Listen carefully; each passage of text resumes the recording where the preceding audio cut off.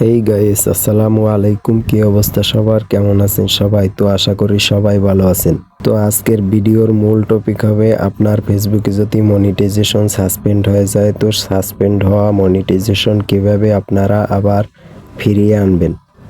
তো সেটা কিভাবে ফেসবুক টিমের কাছে আবেদন করতে হয়, এরপর কি কি সেটিং ঠিক করতে হয়, সব কিছু এ টু জেড দেখিয়ে দেবো আজকের এই ভিডিওতে। তো সেটা করার জন্য ভিডিওতে একটা লাইক করে দিয়ে চ্যানেলটিকে সাবস্ক্রাইব করে বেল আইকনটি প্রেস করে দিবেন। তো চলুন বকবক না করে ভিডিওটি শুরু করা যাক। এখান থেকে আপনাদের যেটা করতে হবে, জাস্ট ফেসবুকটি ওপেন করে দিতে হবে।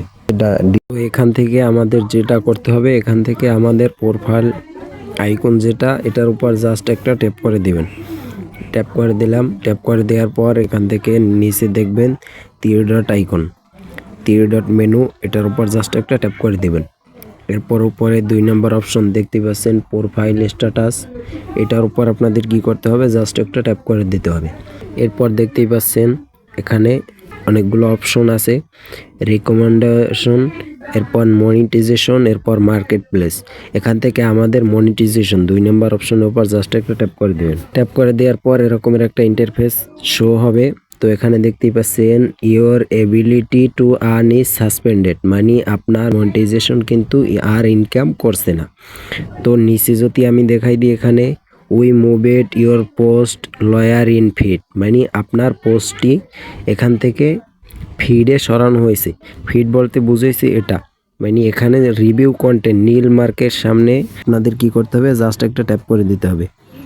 ট্যাপ করে দেওয়ার পর এখানে দেখতে পাবেন আপনারা আপনার যে কন্টেন্টের সমস্যার কারণে আপনার মনিটাইজেশনটি সাসপেন্ড করা হয়েছে, সেই কন্টেন্টটি এখানে শো করতেছে।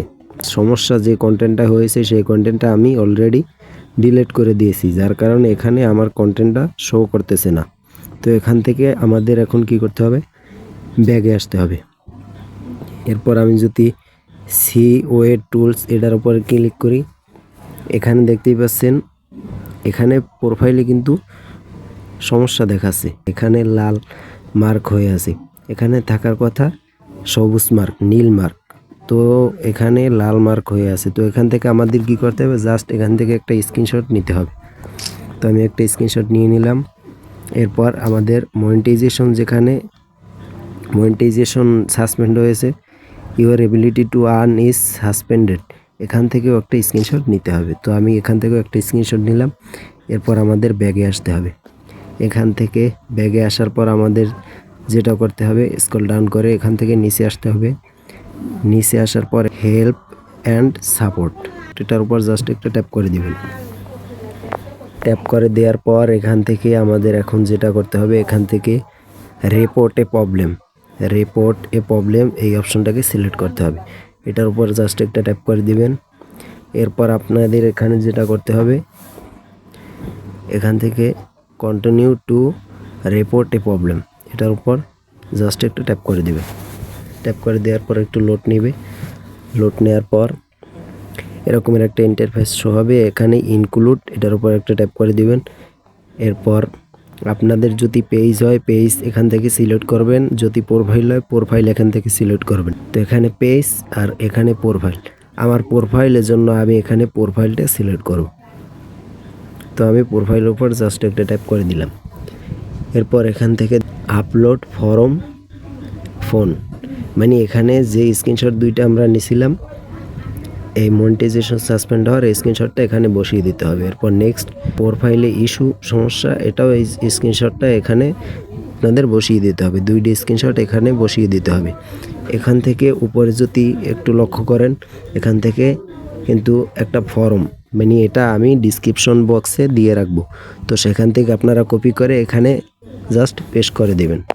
মানে যে আবেদনটা করতে হবে ফেসবুক টিমের কাছে, আপনাদের মনিটাইজেশন যে সাসপেন্ড হয়ে গেছে, সাসপেন্ড হওয়া মনিটাইজেশন আবার ফিরিয়ে আনার জন্য তাদের কাছে যে আবেদনটা করতে হবে, সেই আবেদনটা আমি ডিসক্রিপশন বক্সে দিয়ে রাখবো।